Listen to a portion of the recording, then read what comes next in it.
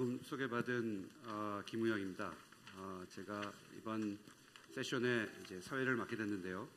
굉장히 이 중요한 세션을 맡게 돼서 한편으로 저도 굉장히 기대가 됩니다. 이런 분들을 모시고 조금 이따 설명드리겠습니다만 어쩌면은 이 글로벌 휴먼 리소스 포럼에 있어서 가장 중요한 저는 세션이라고 볼 수 있는 전문성을 갖춘 정치 리더십 우리가 어떻게 마련할 것인가 여기에 대해서 제가 사회를 보게 돼서 기쁘고 굉장히 기대감이 지금 있습니다. 아시다시피 뭐 정치가 중요하다는 것은 다들 잘 아시죠. 근데 또 한편으로 정치에 대해서 굉장히 실망도 많이 하시고 심지어 정치에 대한 환멸을 느끼는 분들도 많습니다. 이 정치학에서도 그러한 어떻게 보면은 좀 좋지 않은 정치에 대해서 많은 학자들이 연구를 해왔습니다. 예를 들어서 정치라는 것은 누가 언제 어떻게 무엇을 얻느냐의 싸움이다. 굉장히 권력 쟁취 위주의 정치학을 연구해온 학자들도 있습니다. 하지만 정치라는 것은 우리가 인간이 모여서 같이 살면서 다 같이 문제를 해결하기 위해서 의견을 모으고 또 그걸 같이 실행하기 위해서 꼭 필요한 것이죠. 아리스토텔레스는 정치 여러분들이 이제 들어보셨겠습니다만 인간은 정치적 동물이다라는 그런 얘기를 했는데 바로 그때 이 정치적이라는 표현이라는 것은 굉장히 중요합니다. 다 같이 집단적으로 문제를 해결해 내자라는 그런 의미의 정치입니다. 우리 사회에 살면서도 저 친구 너무 정치적이야 이건 굉장히 안 좋은 의미죠. 뭔가 이렇게 교활하고 음모를 꾸미는 그런 안 좋은 너무 정치적이야. 하지만 저 친구 굉장한 정치력이 있어 이렇게 얘기할 때가 있습니다.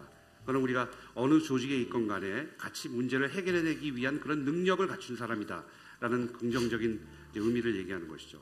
그래서 가장 우리에게 중요한 이슈 그리고 그 중에서도 좋은 의미의 이 정치력이라는 그 정치력을 갖춘 그러한 정치 리더십을 어떻게 우리가 고민할 것인가 여기에 대해서 이 세션이 준비된 겁니다.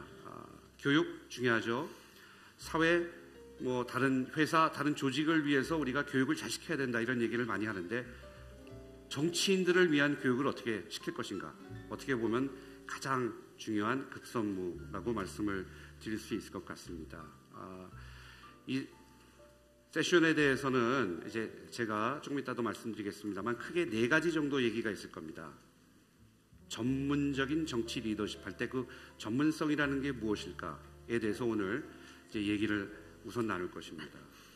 두 번째로는 전문성도 중요하지만 일반적으로 우리에게 필요한 정치인의 자질, 조건이 무엇인가에 대해서 쭉 얘기를 나누게 될 것이고 세 번째는 외국인 우리 패널리스트 있습니다만 외국의 사례, 전범에 대해서 우리가 또한 배우고 의견을 나누는 그런 시간이 있을 것이고 마지막으로 우리가 앞으로 어떻게 대처할 것인가 우리의 미래에 대한 이런 논의가 이 4가지 논의로 진행이 될 것 같습니다. 질문에 대해서는 제가 조금 더 부연해서 설명드리겠고 우선 여기 참석하신 패널리스트에 대해서 이제 소개해 드리겠습니다. 따로 소개가 필요 없을 만큼 워낙 유명한 분들이기 때문에 간략하게 제가 설명을 드리겠고요. 소개해 드리겠고요. 이제 순차적으로 질문에 대해서 답변을 하시면서 아마 당신들의 경험과 커리어에 대해서 또한 소개하는 시간이 있을 거기 때문에 간략하게만 말씀드리겠습니다. 제 오른쪽에 이 노회찬 정의당 원내대표께서 참석하셨습니다. 박수로 좀 환영해 주시기 바랍니다.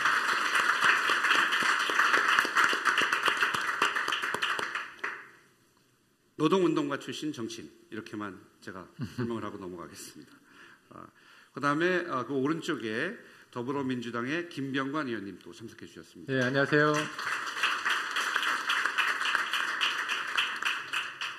성공한 기업인 경제 전문가 출신의 의원 이렇게 말씀드리면 되겠죠. 그 다음에 우리 국민의당의 최이배 의원님 오셨습니다. 예, 반갑습니다.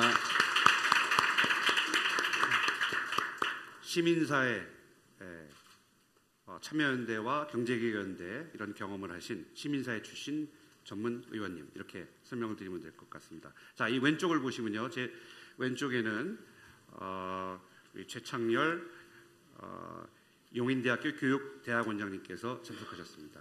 박수로 환영해 주시기 바랍니다. 다들 아시겠지만 유명 매체에 이제 자주 등장하시는 유명 칼럼니스트, 해설, 커멘테이터 이렇게 제가 소개를 드릴 수 있을 것 같고요. 그 왼쪽에서는 홍콩 중문대학교 사회과학부의 사이먼 쉔 교수께서 참석하셨습니다.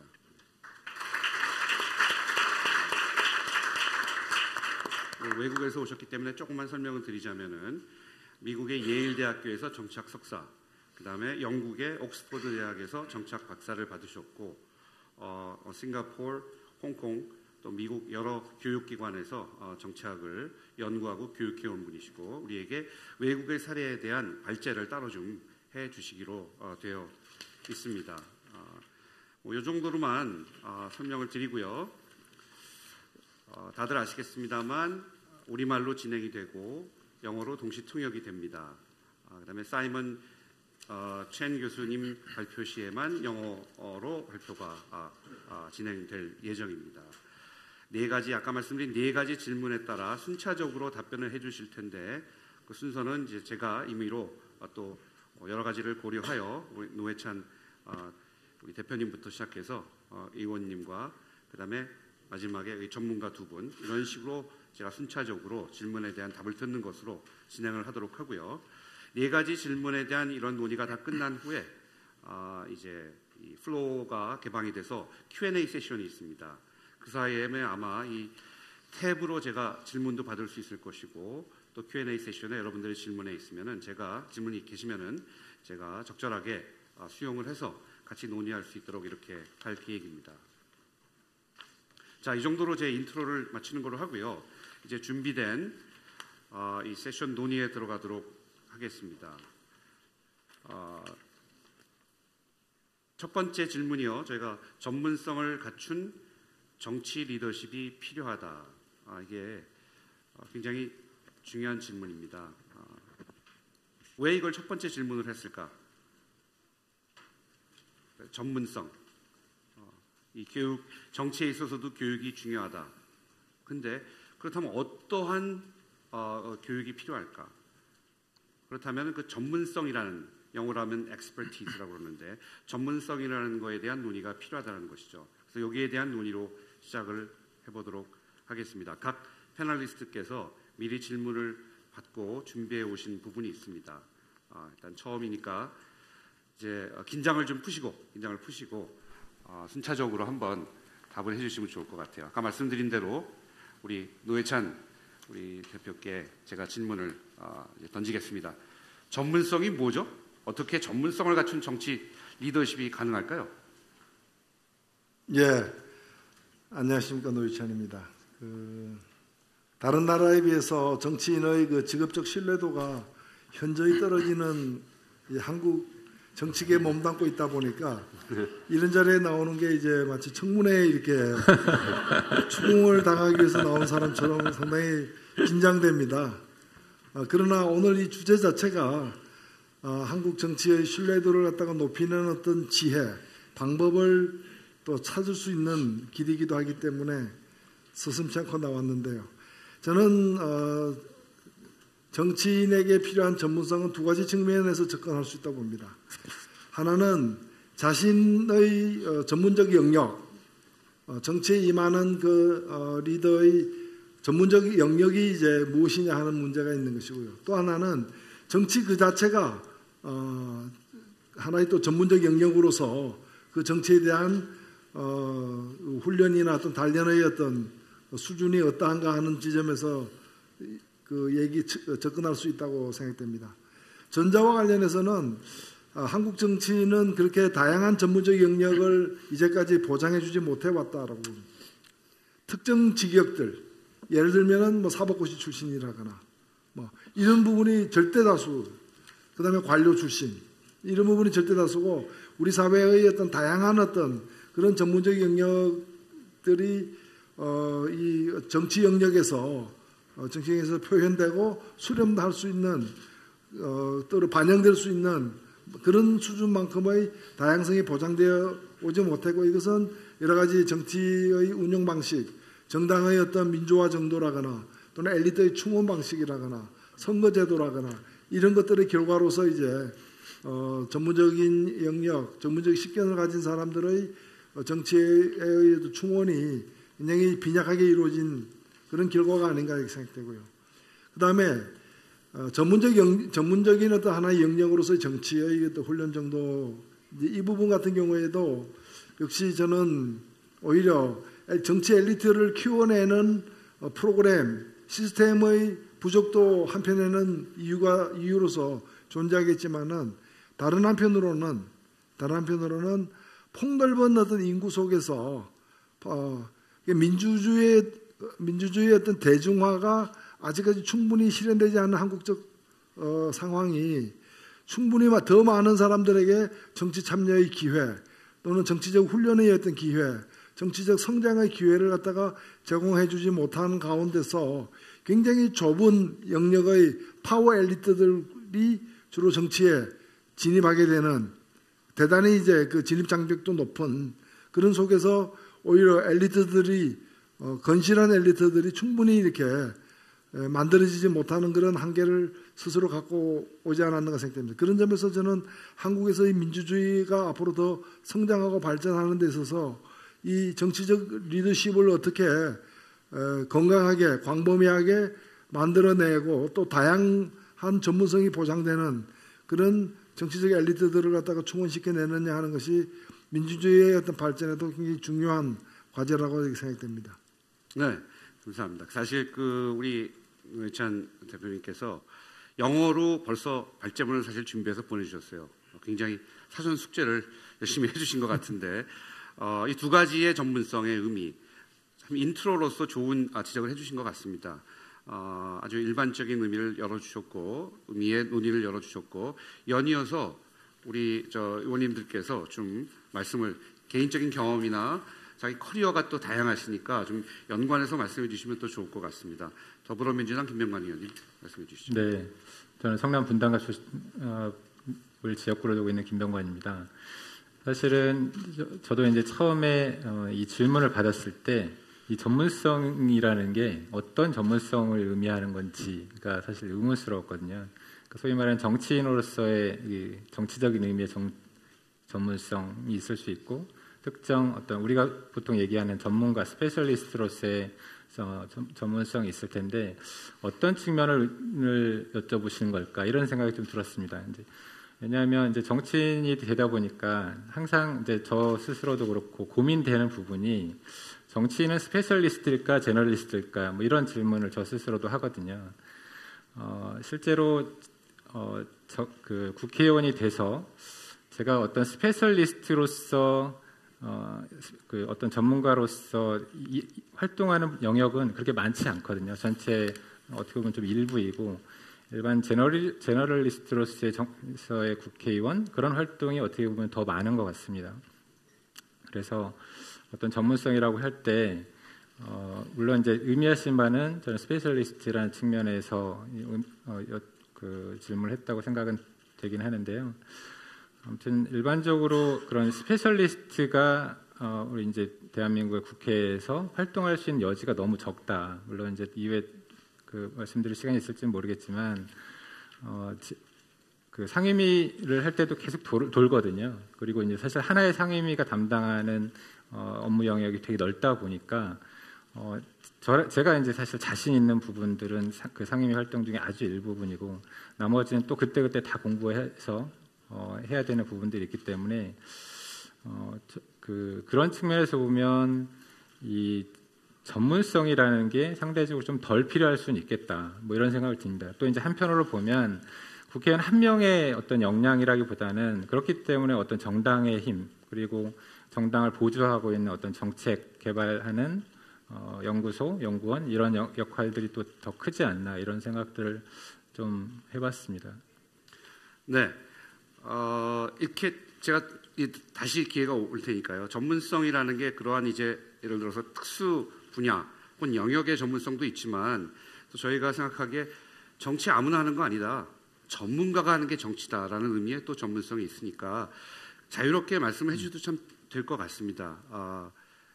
예를 들어서 이런 거죠. 어려서부터 대학 다닐 때부터 정치를 쭉 실행을 하면서 자기 전문성을 키워온 정치인이 필요하다. 만약 우리가 이런 얘기를 한다면은 그거는 어떤 특수 영역, IT건 뭐 회계, 경제 영역이건 그 전문성이 필요하다와는 조금 또 다른 의미가 될 수 있을 것 같아요. 아마 우리 처음에 노회찬 대표님도 말씀해 주셨고 아마 그런 의미의 전문성을 다 경험을 하셨고 알고 계실 거고 오늘 쭉 돌아가면서 말씀하실 때 거기에 대해서 많은 얘기를 해주실 것으로 믿습니다.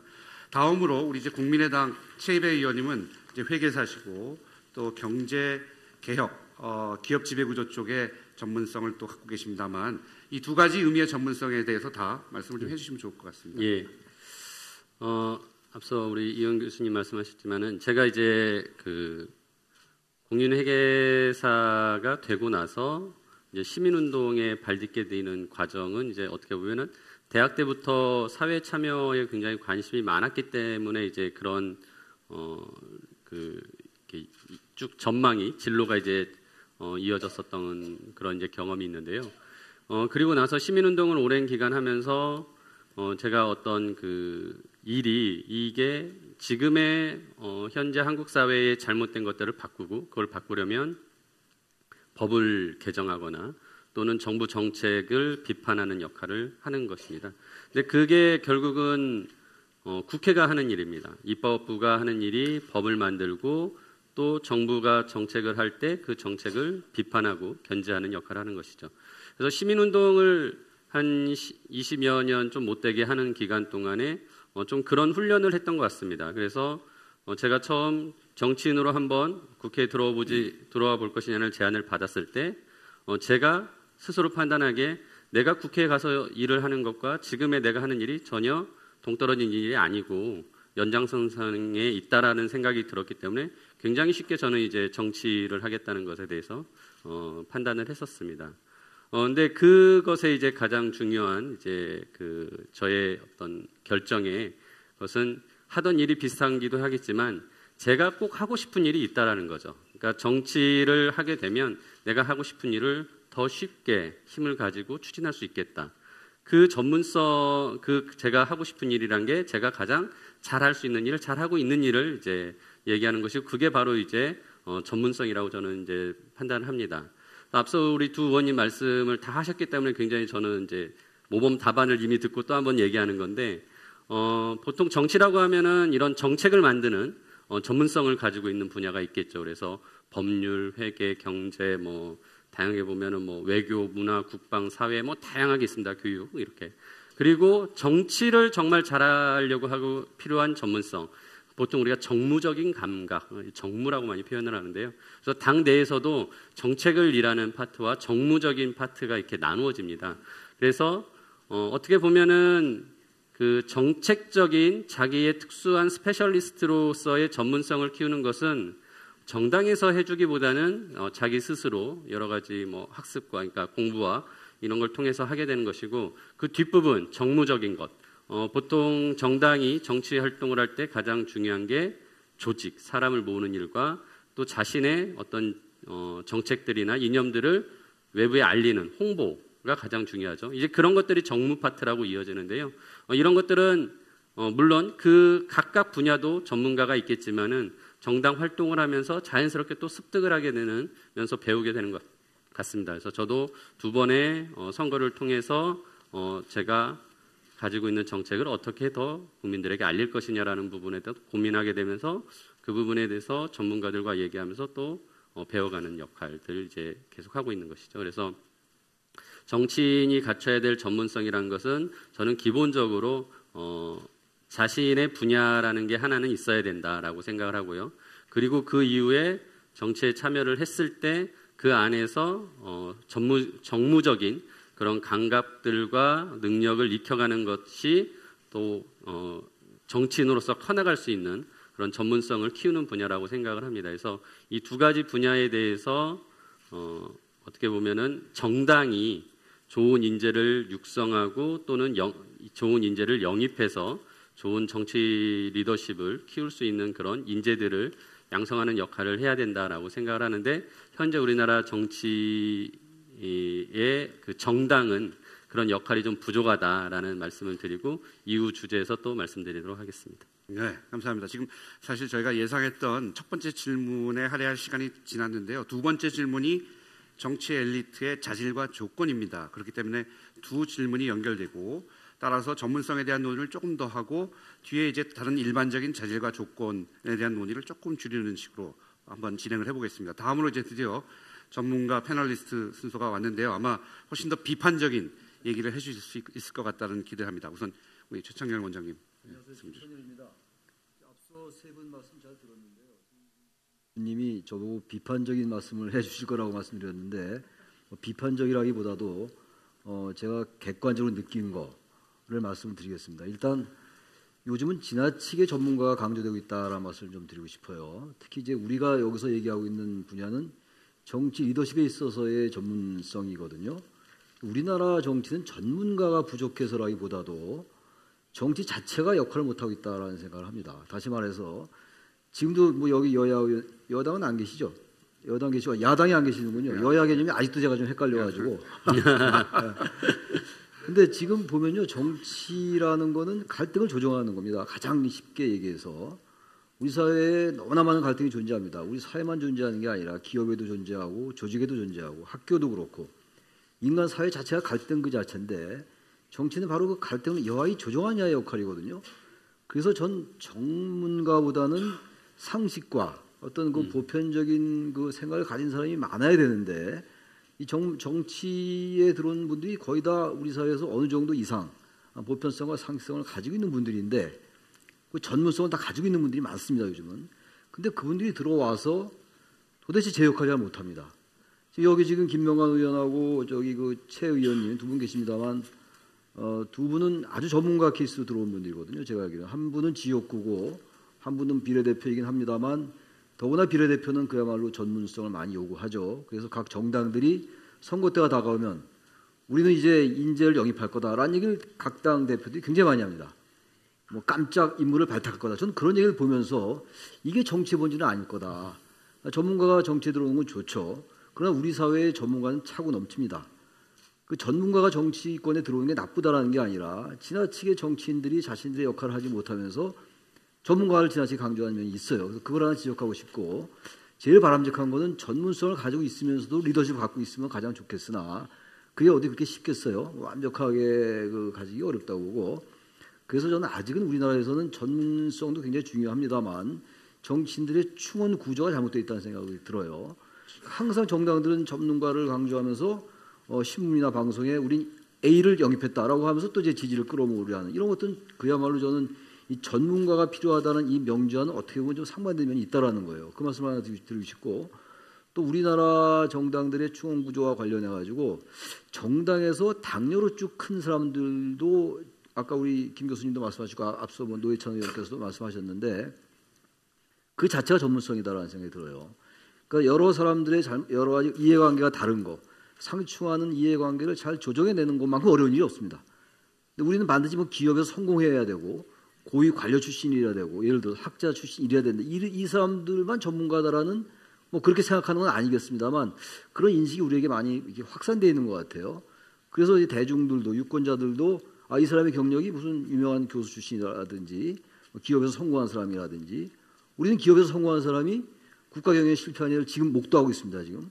그렇기 때문에 전문가주의라는 것도 굉장히 중요합니다만 그것이 지나치게 강조될 필요는 없다는 말씀 하나 드리고 또 하나는요.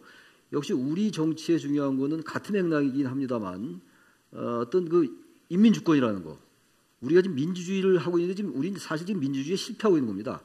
1987년도에 9차 개헌으로 우리가 절차적 민주주의라는 걸 실천해 왔습니다만 우리가 아무런 하자 없이 뽑은 지도자들이 너무나 잘못된 일들을 보호하고 있다는 걸 우리가 알고 있지 않습니까? 그래서 전문가주의라는 그 로버트 달의 비판도 있어요. 그 학자의 비판도 지나치게 전문가에 의한 통치가 강조될 필요는 없다라는 거예요. 그러니까 보편적이고 상식을 가진 국민들의 어떤 인민주권에 입각한 그러한 지배가 더 탁월하다는 얘기를 하는 학자도 있거든요. 그래서 제가 이 말씀드리는 게 혹여나 전문가가 필요 없다는 얘기는 전혀 아닙니다. 전문가 반드시 필요하죠. 국회 18개의 그 정부 부처가 있는데 거기에 관련된 상임위원들이 있잖아요. 그러니까 법사위 같은 경우 다 율사 출신들이 해야죠. 물론 율사 출신이 아닌 분이 잘하는 경우도 굉장히 많아요. 그렇기 때문에 전문가와 그 어떤 그 영역에서의 이른바 그 스페셜리스트가 아닌 사람이 같이 결합되어 있어야 된다고 생각해요. 정치라는 게 이상과 명분의 조화이기 때문에 전문가가 강조돼야 되지만 전문가를 강조하면서 사실상 그들의 업무를 해태하고 있다, 정치인들이.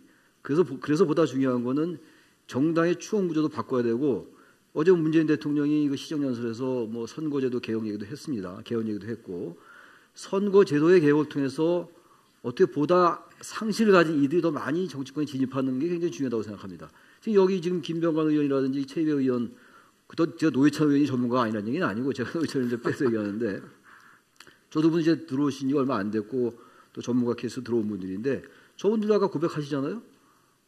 들어와서 별로 할 게 없어요. 제가 이런 얘기도 가끔 듭니다. 육군 참모총장이 들어와서 할 게 별로 없는 나라가 우리 대한민국의 정치 구조거든요.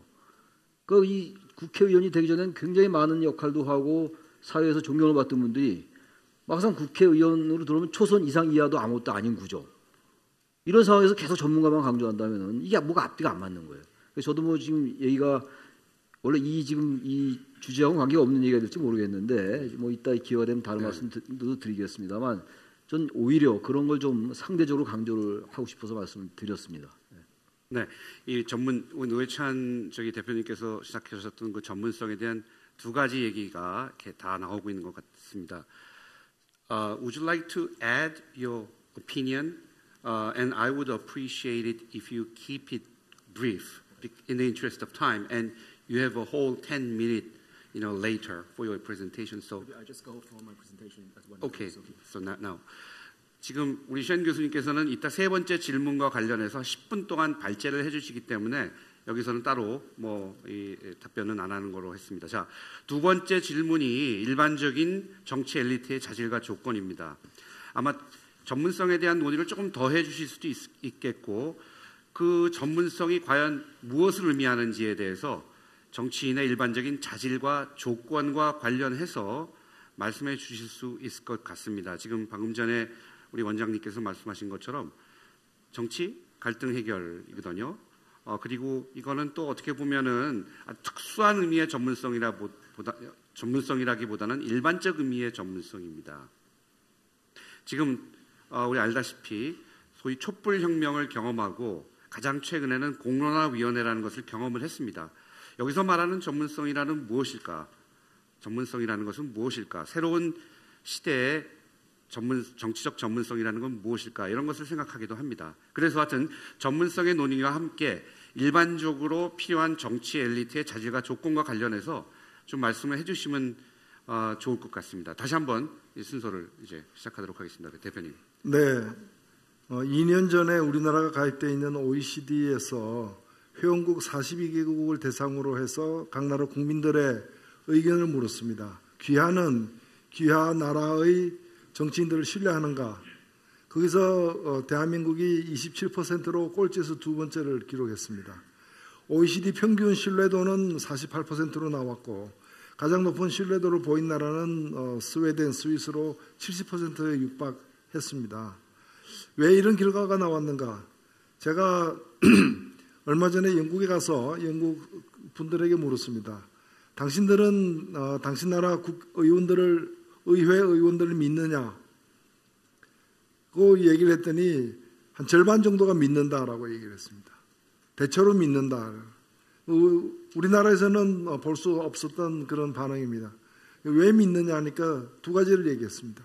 하나는 대체로 영국의 의원들은 일반 국민들에 비해서 퍼블릭 마인드, 공동체를 위한, 공익을 위해서 봉사할 자세가 더 잘 준비되어 있다. 반면에 한국 같은 경우에는 대체로 말은 조국과 민족을 얘기하지만 개인 욕심 채우는 사람들이, 또 그런 일에 능한 사람들이 정치인이다라는 인식이 팽배하지 않습니까? 바로 이 차이라고 저는 생각합니다.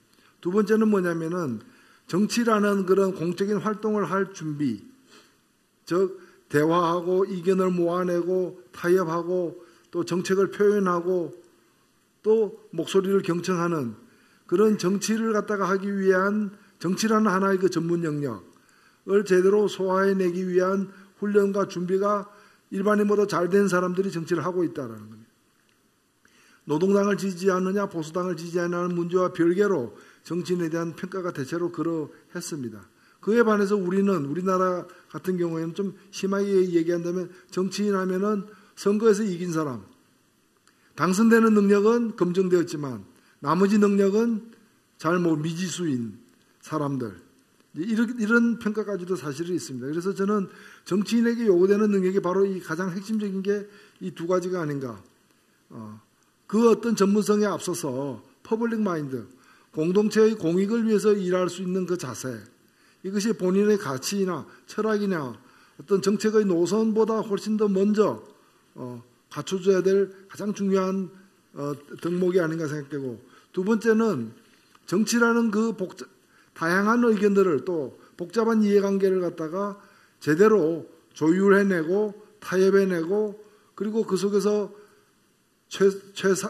상대적으로 최선의 방법을 찾아내는 그러한 훈련이 과연 어느 정도 되어 있느냐가 사실은 정치를 함에 있어서 가장 중요한데, 문제는 이러한 것들이 정치인으로, 정치 엘리트로 또는 이 정치 리더로 이렇게 성장해내고 또 성장하고 발탁되는 과정에서 제대로 검증하는 과정이 결여되어 있고, 선거가 그걸 검증하는 거의 유일한 과정이 되어야 되는데, 선거 역시 현재의 선거 제도가 그것을 충분히 가려내지 못하는 데서 문제가 발생하고 있는 것 아닌가, 그런 생각이 듭니다. 네, 감사합니다. 그럼 우리 김병관 의원님. 저는 이제 그런 말씀 드리고 싶은데요. 저는 작년 1월 3일 날 민주당에 입당을 했습니다. 소위 말해서 이제 인재영입 2호 이렇게 해서 입당을 했었는데요. 그때 우리 당에서 한 20여 분 넘게 소위 말해서 인재 영입을 했는데, 인재 영입을 왜 했을까, 이런 거를 좀 저도 이렇게 좀 되돌아봤는데, 우리 당에, 그러니까 민주당을 구성하고 있는 분들, 특히 이제 국회의원들일 텐데, 민주당을 구성하고 있는 분들의 면면을 보면 소위 말하는 과거에 이제 학생운동권, 사회운동 하시던 분, 그리고 뭐 시민사회단체 활동하셨던 분들, 주로 이제 그쪽에 계셨던 분들이 많이 계셨거든요.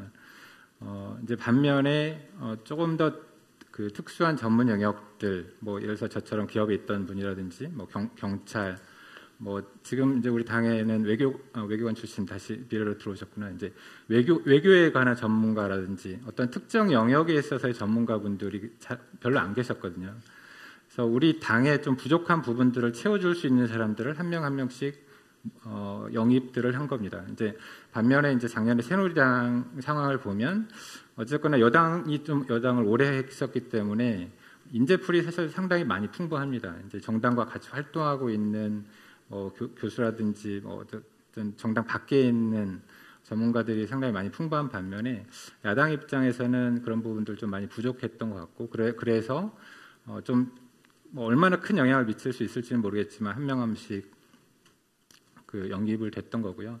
저는 이제 지나고 보면 그런 인재 영입이 저는 잘 됐다고 생각합니다. 이제 두 가지 측면에서. 근데 하나는 정말 필요한 영역에서 작년에 뭐 사드 문제나 여러 가지 힘든 상황이었는데 우리 당에서 그거를 제대로 설명해 줄 분이 사실 잘 없었거든요. 근데 이제 이수혁 대사님이 사실 되게 오랫동안 외교관으로서 활동을 하시면서 우리 당에 어떻게 보면 조금 더 객관적으로 볼 수 있는 시선을 많이 심어 주셨다고 저는 보이고, 그래서 이제 그런 부분도 좀 있을 것 같고요. 또 한 가지는 우리 어쨌거나 정치인들, 국회의원한테 가장 중요한 거는 얼마나 국민을 대표할 수 있느냐, 대표성의 문제가 전 있을 거라고 생각을 합니다. 그러니까 우리 당을 구성하시는 분들이 국민들을 오롯이 다 대표하는데 좀 한계가 있었다고 생각을 하거든요. 물론 지금도 많이 부족한 부분들이 있겠지만 그렇게 해서 국민을 대표하는 영역들, 부족한 영역들 하나하나씩 채워가는 그런 의미에서 저는 인재 영입이라는 게 큰 의미가 있었다고 생각을 하는데요. 지금 아까 노회찬 대표님께서 말씀하신 정치인이 왜 국민들한테 신뢰를 못 받을까, 이제 그런 측면에서 보면 결국은 국민의 대표라고 해서 뽑혔는데 국회의원을 만들어줬고, 근데 국민의 의견을 사실 제대로 반영 못하고 있는 것들이 많이 있거든요. 뽑을 때만 뭐 이렇게 잘하겠다고 국민을 대변한다고 하지만 정작 국회의원이 되고 나서는 본인 생각대로 하는 경우들이 또 많죠. 물론 이제 그러니까 정당의 큰 틀에서 움직이기 때문에 이제 그렇게 가는 것도 있겠지만, 그래서 이제 요즘 작년 올해 많이 나왔던 얘기가 이제 국민 소환제, 뭐 잘못하면 물러나게도 할 수 있어야 되고, 그리고 국민들이 발안해가지고 뭐 법도 만들 수 있어야 되고, 뭐 이런 얘기들을 많이 하고 있고, 그리고 이제 어제 이제 대통령 뭐 사실 이제 저희 당도 그렇고 정의당이나 많이 얘기했던 뭐 비례대표, 그러니까 정당 명부식 비례대표를 활성화한다든지 이런 부분들을 계속 얘기하는 건데요. 이런 제도적인 보완들을 통해서 사실 저는 중요한 거는 국민의 대표성을 얼마나 잘 확보하느냐, 이런 문제인 것 같습니다. 국회의원이 제대로 대표를 못할 때는 뭐 내려올 수도 있어야 된다고 생각을 하고요. 그런 측면에서 뭐 이런 전문성, 그러니까 용어가 전문성이긴 한데 저는 대표성이라는 측면으로 더 바라보는 게 맞지 않나 싶습니다. 네, 지금 우리 노회찬 대표께서 검증 과정이 제대로 작동을 안 한다라는 말씀을 지나가면서 하셨어요. 굉장히 중요한 말씀이신데, 그 다음에 국민소환제나 비례대표제 제도를 활성화한다라는 의미, 이런 것들이 이제 사실 네 번째 질문이 뭐냐면은 앞으로 어떻게 해야 될 것이냐, 앞으로 정치 인문 루트를 어떻게 제대로 만들고 정치인을 어떻게 제대로 양성할 것이냐의 문제하고 연결된 논의가 될 것 같습니다. 후에 아마 다시 구체적인 논의가 있을 것 같고요. 우리 최입 의원님 말씀해 주시죠. 예, 항상 세 번째니까 앞에서 다 정답을 말씀해 주셔서 굉장히 편한 것 같습니다. 앞서 우리 최창렬 교수님께서 정치는 갈등을 조정하는 것이다, 해결하는 것이다라고 말씀하셨는데, 그게 가장 제가 보기에는 이제 중요한 정치인이 가져야 될 자세고 자질인 것 같습니다. 즉 노회찬 의원님이 말씀하셨는데 타협할 수 있는 자세를 갖추어야 되는 거죠. 그러니까 어떤 자기의 고집, 자기의 전문성을 내세워서 난 이거 아니면 안 돼라는 것이 아니라 최소한 이것을 하기 위해서는 그러니까 항상 상대방이 있기 때문에, 이해관계자들이 다양하기 때문에 거기서 같이 얘기해서 타협해서 결과물을 만들어내는 것이 려는 그런 자세가 가장 저는 지금 현실 정치를 하는 데 입장에서는 중요하다는 생각을 합니다.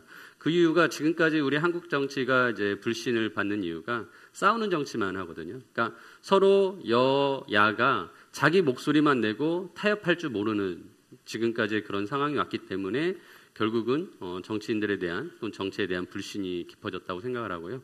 그래서 앞으로의 정치는 싸우지 않고 뭔가 진짜 일하고 문제를 해결하는 타협의 결과물들을 만들어내서 조금이라도 현실의 문제들을 바꿔나가는, 그게 이제 정치의 역할이라고 한다면 그런 면에서 정치 리더십을 가진 정치인이 가져야 될 가장 큰 자질은 저는 타협할 수 있는 그런 자세다라고 생각을 하고요.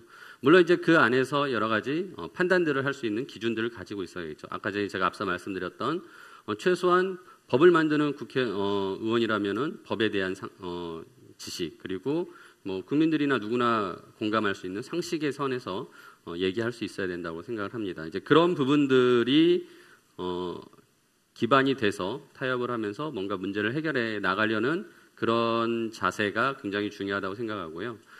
그래서 이제 저는 아까 전에 이제 처음에 말씀드린 정치를 하자라고 제안을 받았을 때 제가 하고 싶은 일이 명확하게 있었습니다. 그래서 나는 국회의원이 되면 이 일을 꼭 해야겠다라는 것이 있었고, 진짜 들어와서 그거를 이뤄냈습니다. 일부분을. 제가 이제 2000년대 초반부터 우리나라 재벌들이 일감 몰아주기라는 그런 행태로 회사에 손실을 끼치면서 재벌 총수 일가가 자신의 이익만을 이제 얻는 그런 행위들을 해왔고, 그게 점점 만연화돼서 제가 2006년도부터 그 부분에 대해서 심층적으로 연구해서 현실을 계속 설명해주는 보고서들을 발표했고, 그걸 기반으로 2010년, 11년, 13년 이렇게 다양한 상법, 그다음에 상속세 및 증여세법, 공정거래법 등이 개정이 돼서 그런 것들을 이제 막으려는 그런 노력들이 이루어졌습니다. 제가 국회의원이 되기 전인 시민단체에서 활동했을 때입니다. 그리고 나서 또 제가 새로운 주제는 우리나라의 회사의 이제 회계 투명성을 높이기 위해서, 즉 분식회계 같은 게 없어지게 하기 위해서는 외부 감사에 관한 법률을 바꿔야 된다라고 수년 전부터 계속 또 대안을 만들어서 주장해 왔고, 제가 국회에 들어와서 그 부분에 대해서 입법 발의했고, 입법 발의한 그 내용을 가지고 법률을 심사하는 의원님들과 계속 토론하고 설득해 나가면서 지난 2달 전에 그 법을 통과를 시켰습니다. 그래서 저는 이 본인이 아까 전에 전문성을 가지고 자기가 하고자 하는 일이 명확하게 있는 그 목표 의식을 가지고 있어야 그게 정치 리더십으로서 또 정치인으로서 가져야 될 좋은 자질이라고 생각합니다. 그래서 앞서 말씀드린 첫 번째로는 타협할 수 있는 자세, 그리고 법에 대한 기본적인 지식과 상식, 그리고 자신이 정치인으로서 꼭 이루고자 하는 명확한 목표 의식을 저는 이제 3가지로 정리해서 말씀드리고요. 그런 것들을 갖추고 정말 이것이 제대로 그 그러니까 어떻게 보면 이제 이 발휘가 되려면은 가장 중요한 건 소통의 자세인 것 같습니다. 그러니까 제가 아까 말씀드렸던 문제를 해결하려고 하는 노력, 그게 결국은 여야 의원님들의 법률 심사하는 의원님들을 제가 일일이 다 찾아다니면서 개별적으로 설득하고 그 안에서 법안 소위가 열렸을 때 최이배 의원이 이 부분에 대해서 이런 얘기를 했었기 때문에 저쪽에서 이 부분에서 반대라고 하지만 이 부분은 또 이런 문제로 이해할 수 있고 우리가 법을 추진할 수 있겠다라는 것들에 대한 이제 그 공통점이 만들어지게 된 거죠. 그래서 저는 단지 의원들이 법안을 발의하고 그것을 흔히 이제 발의만 신경 쓰고 그 통과를 시키는데 노력을 하지 않는데, 그런 거를 통과시키려는 노력, 약간 그 목표의식이고 그거를 실현시킬 수 있는 소통의 노력이 굉장히 또 큰 자질 중에 하나라고 생각을 하고, 앞서 말씀드린 3가지와 마지막에 소통까지 해서 4가지가 중요한 자질이라고 생각합니다. 네. 감사합니다. 자, 원장님 또. 글쎄요, 이거 지금 지도자 또는 뭐 정치인의 자질 얘기인데 사실 다 훌륭한 분들이죠. 국회의원들 하시는 분들. 그런데도 불구하고 아까도 제가 말씀드렸습니다만 그분들이 들어와서 뭔가 자신의 모습과는 다른 걸 보이는 것 같아요. 이른바 보다 좀 실질적이고 구체적인 말씀을 좀 드리겠는데, 앞서 3분이 다 좋은 말씀 많이 해주셨기 때문에 막말 같은 거 말이죠. 그게 굉장히 잘못된 걸 안다고 저는 생각합니다. 그분들이 모를 리가 없죠.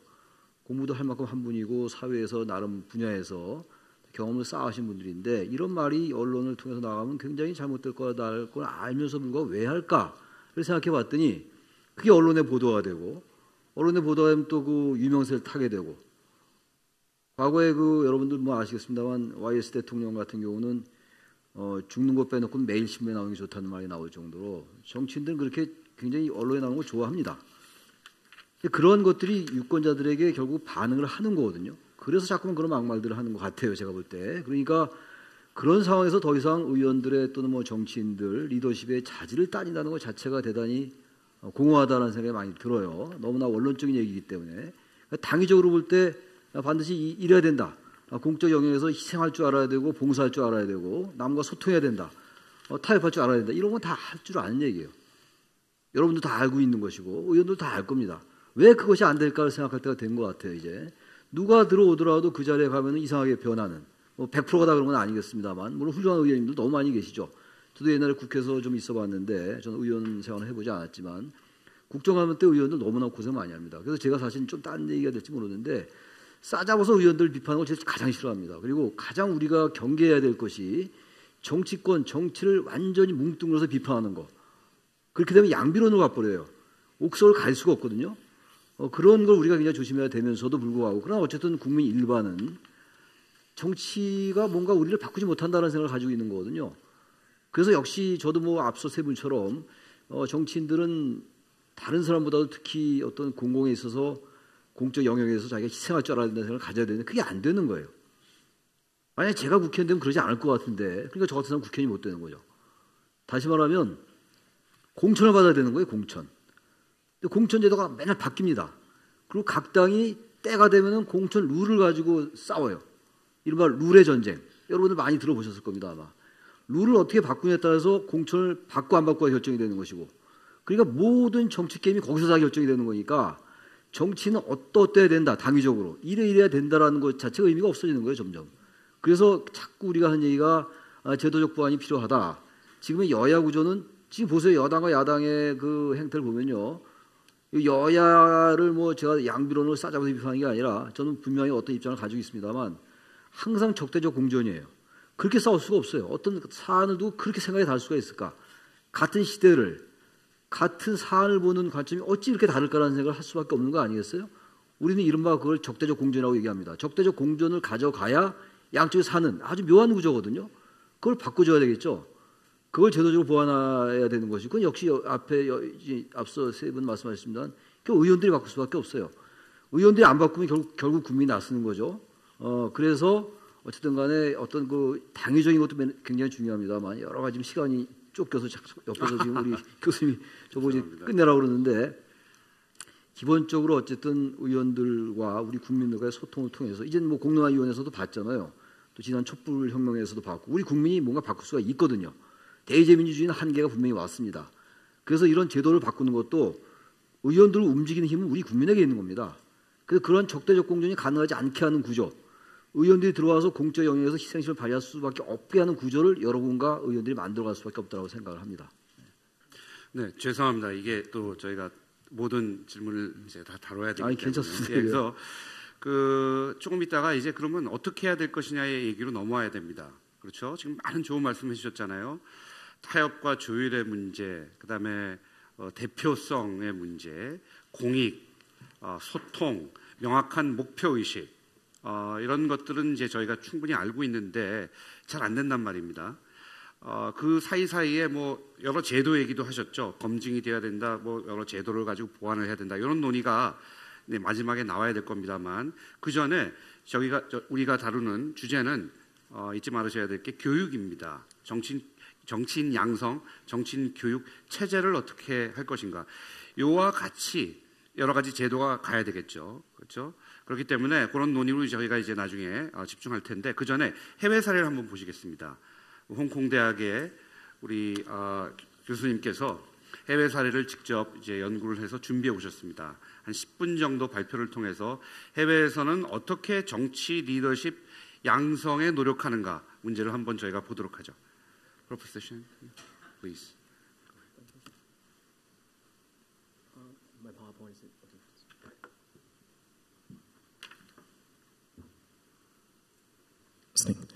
Thanks so much for your invitation. My pleasure to be here. I'll be brief because I need to catch up with the 5 p.m. shuttle to my airport. So I have 10 minutes, I know. Thank you. Would you hold on, please? 다 들리세요? 우리 의원님들도 혹시 다 되십니까? 네, okay, go ahead. Okay. I teach political science in Hong Kong. Our students always ask this question: what can we do afterwards? And it seems that sometimes the prospects are not so bright. Sometimes they work as flight attendants, sometimes as startuppers, etc. So the question is, how can we get talents from the political training? Personally, I work on political science and international relations, but I have been educated in the States and Britain, and I've been working in Singapore and mainland China, so I'm going to share my personal experience for these countries, how political talents are being trained over these places. First, about China. Our overall impression about China is always the dogmatic image. They are focusing only about political loyalty and so forth. But in recent years, they have changed a lot.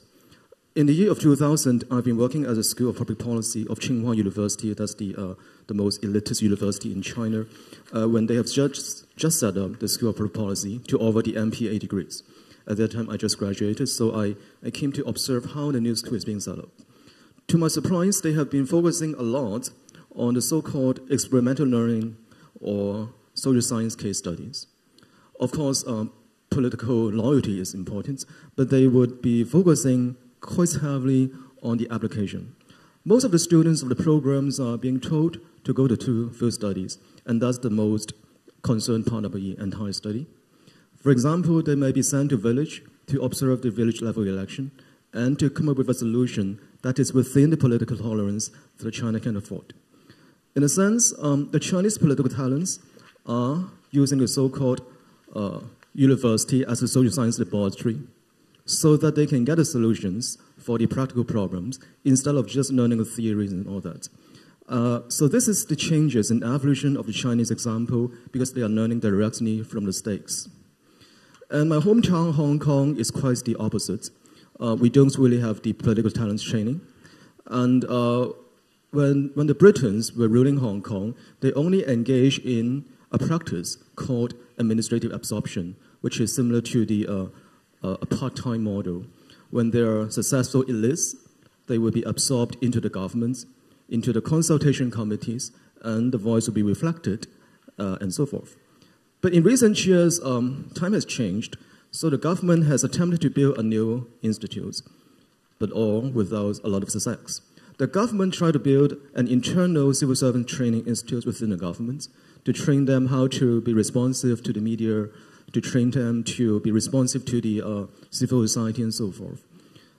At the same time, there are some bottom-up approaches in Hong Kong to work with the universities to offer political executive certificates. For instance, the University of Hong Kong have a branch called SPACE to offer these executive training programs. Many political parties are working with them to offer their own tailor-made courses. Usually the courses would feature practical dimension, how to speak eloquently, how to do decision-making process, how to interact with government officials, how to speak in the parliaments, and so forth. But usually they can only attract very, very ordinary students. And the incentive for them to join these classes is to take a selfie with these speakers and so forth. So we have to analyze why these programs are not that successful. I think the structural reason is the limitation of the entire revolving door in Hong Kong. When the people are joining politics, they can't find a way out. After leaving politics, what can they do, right? Usually when you join the government and then you left, the most successful outcome is that you can become a public relations officer to trade and leverage on the resources and network that you have built. So this is the usual approach. Otherwise, many people are worried that after leaving politics, they would be jobless. So at the end of the day, these institutions cannot attract talents. And this is quite different from Singapore, where I have been working last year. Singapore had highlighted the principle called meritocracy. They make it clear that they need the elites, and they want the elites. The People's Action Party is still dominating Singapore in terms of everything, and they have a lot of branches to absorb all these elites into the party. Within the party, they have the Public Service Committee, the Public Service Department, and they would do a comprehensive survey in the whole country to spot the talents. And the talents would be awarded scholarship and all kinds of experience and exposure when they were young. So it's a continuous investment from teenagers until the late 30s. So this is the kind of incubation that cannot be found anywhere else in the world. In Singapore, when the talents are being spotted, they will be given the opportunities to do a lot of community service, to do policy implementation, and they have to do a lot of screening tests. For instance, they have to answer 1,000 different questions, so that the party can get hold of their personal characters, the pros and cons, the advantage, and all that. So these people are being well listed. But the most important part about Singapore is that they have constructed a vested interest class which is in line with the political elites. Unlike Hong Kong, after leaving politics in Singapore, they can join business, they can join the media or consultancy. They receive the same payroll, and they are always the elites. Singapore has the highest payroll in the world regarding the public office. In Hong Kong, we are already having a high salary for our chief executive, which is almost 10 times as that of the United States president. But Singapore is another tenfold of Hong Kong's salary, so that is very spectacular. So, of course, a lot of talents being attracted. The United States, I studied at Yale, and I've been working as the Brookings Institution as a think tank. How they train the talents? Usually, it's a mix of everything. At the university, it's not that formal. I call it the fraternity model. They focus on social capital building, interdisciplinary training, instead of the Singaporean model, which is very rigid. But when we went to the master level in the States, things are becoming very rigid. For instance, Harvard University had a famous JFK School of Public Policy, that is having the direct access to the political core in Washington, D.C. Many people over the world go to JFK in order to study political approaches to handle global situations, and that is concerning the network and the approach. When Brookings, on the other hand, they focus entirely on research. There are three so-called KPIs of the Brookings: impact, independence, and quality. So it's a research-based political access to the DC elite class.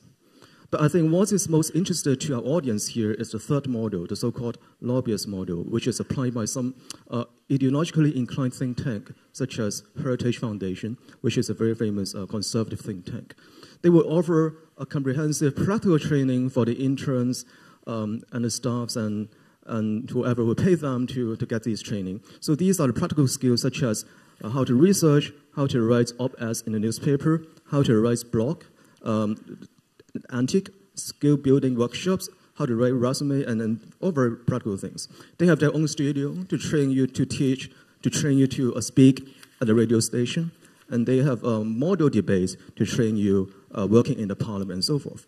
So a lot of think tanks in the United States are using this model to train the talents.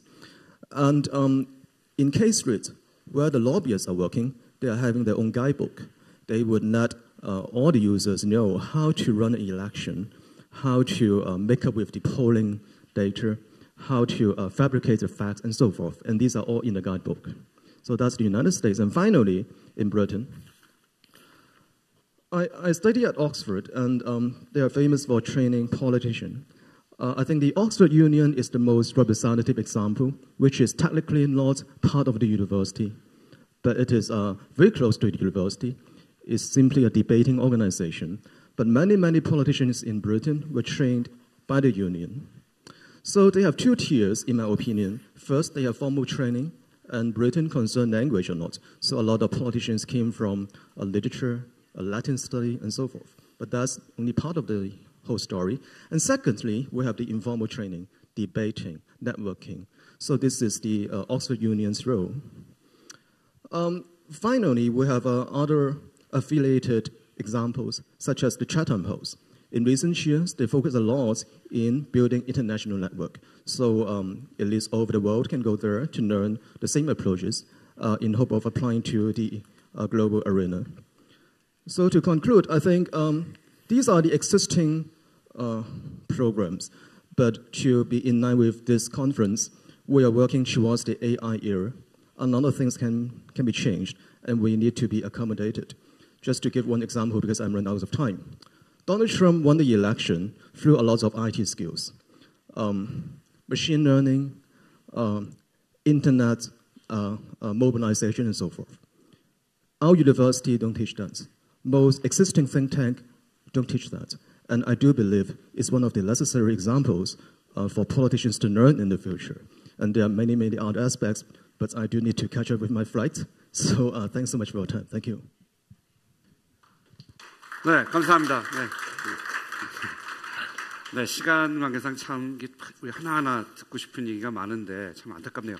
자, 뭐 저도 다 이해하지는 못했습니다. 지금 미리 받아보지 않고 지금 들었는데, 뭐 중국의 칭화대학의 어떤 그 전문 대학원 케이스, 홍콩의 바텀업 탑다운 해가지고 이 정치 교육을 정치인 양성을 위한 교육 시스템에 대해서 얘기해 주시고 좀 한계가 있다 이런 얘기를 해주신 것 같고, 싱가포르에 있어서 그 정당에서 지배 정당에서 뭐 거기 뭐 리관유 공공정책 대학원이 있죠. 싱가포르 내셔널 싱가포르 대학 공립대학에. 하지만 이제 정당을 중심으로 어떻게 양성하는 인큐베이션을 하느냐 정치인들을 거기에 대한 문제점도 조금 지적을 했고, 미국에 있어서는 여러 학교와 싱크탱크 얘기들이 나왔죠. 뭐 하버드 대학 얘기도 나왔고, 브루킹스와 헤리티지 우리가 많이 들어본 어떻게 보면 대학과 싱크탱크 중심의 정치인 교육 얘기를 했고, 영국 경우에도 옥스퍼드 대학의 얘기를 주로 사례로 들었습니다만, 어찌 보면은 정당 정치의 메카이기도 하거니와 시작을 했고, 정당을 통해서 젊었을 때부터 정치인 교육을 시키는 모델로서 영국이 굉장히 잘 알려진 것 같습니다. 그러나 이제 설명을 해주시면서 또 우리 쉔 교수님 당신이 옥스퍼드를 나왔기 때문에 그 옥스퍼드 대학 모델을 말씀해 주신 것 같고요. 마지막으로 또 우리 AI 시대 때 어떻게 정치인 교육을 해야 될 것인가에 대해서도 여러 가지 이렇게 정리를 해주신 것 같습니다. 그렇죠. 인터넷이라든지 여러 가지 새로운 이슈에 대한 교육이 필요하고 마지막에 이제 여기 파워포인트는 슬래시 아이덴티티라고 했는데 정치인으로서의 그 정치인이라는 아이덴티티가 이제는 없어진 것이다. 새로운 시대에 다른 정치인 교육이 필요하다. 이렇게 여러 가지 굉장히 논란의 여지도 있는 그러한 얘기를 쭉 해주신 것 같습니다. 자, 이렇게 우리가 우선 들은 얘기는 우리나라를 생각해 보자는 겁니다. 마지막 질문이 바로 이제 우리의 이제 대처 방안으로 돌아온 건데요. 아까 뭐 여러 가지 검증 문제 얘기도 해주셨고 뭐 제도 얘기도 해주셨습니다만 이제 교육으로 조금 포커스를 이제 둬야 될 것 같습니다. 저도 대학에 있고 정치학 교수입니다. 저도 이렇게 정치인들을 어떻게 양성해야 되는가에 대해서 많은 고민을 하고 있습니다. 저도 제가 드리고 싶은 말씀도 있겠습니다만 뭐 그런가 하면은 우리도 띵크탱크가 있고요. 정당의 연구소들도 있습니다. 정치 전문대학원의 이름을 건 그러한 양성기관들도 있고요. 그러나 지금 들었던 이런 여러 나라의 베스트 익샘플 에 비추어 볼 때 여러 가지 참 부족하다는 생각을 많이 갖게 됩니다. 그래서 마지막 질문으로 자, 이러한 여러 가지 문제를 우리가 어떻게 대처해야 되겠는가, 특히 정치인 양성 체제를 우리나라에서는 어떻게 도입할 것인가, 학교기관이건 또 띵크탱크건 정당의 역할이건 정부의 역할이 있을 수도 있죠. 정당이 아닌 정부에서 또 지원할 수도 있겠고요. 여러 가지 이런 방안을 한번 생각해 보는 것으로 마지막 질문을 좀 이렇게 모았으면 합니다.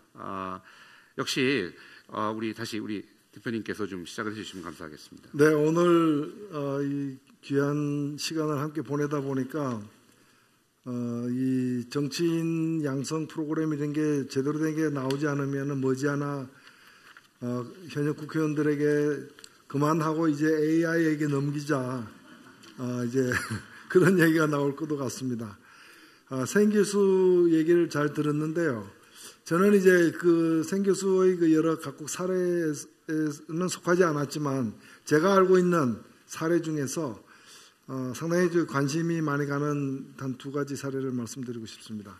하나는 뭔가 하면은 저는 정치인 양성에서 가장 중요한 것은 문호를 개방해야 된다. 특히 한국 현실에서는 문호를 개방해야 된다 이렇게 생각합니다. 무슨 얘기인가 하면은 지금 정치에 대한 신뢰도가 가장 높은 나라 주로 이제 북유럽인데요. 북유럽의 대부분의 나라들이 하고 있는 방식은 여름방학 때, 그 긴 여름방학 때 예외 없이 대부분의 그 학생들, 우리로 치면 중고등학교 학생 나이인데 거의 다 참여하는 정치 캠프가 있습니다. 모든 정당들이 정치 캠프를 갖다가 여는데 그게 당원 내지 정치에 관심 있는 사람만 오는 게 아니라 웬만한 학생은 다 가도록 되어 있습니다. 그게 거의 대부분 학생이 다 간다고 보면 됩니다. 거기서 정책을 갖다가 감별하는 방법, 정책에 대한 이해, 토론하는 방법, 연설하는 방법, 서로 논쟁하는 기술, 여러 가지를 갖다 체험하는 그런 정치 훈련 캠프인데 이게 각 당에서 굉장히 대중적으로 하고 이게 이제 뭐 시작한 나라는 이제 스웨덴부터 시작했지만 이제 핀란드, 노르웨이까지 해가지고 한 30년 정도 지금 역사를 갖고서 이렇게 진행되고 있습니다. 진행되고 있는데 얼마 전에 노르웨이에서 이렇게 여름에 총기 난사해가지고 수십 명이 죽었던 그 사건도 노르웨이 보수 정당의 캠프에서 벌어졌던 일입니다. 근데 저는 이런 것들이 굉장히 중요하다.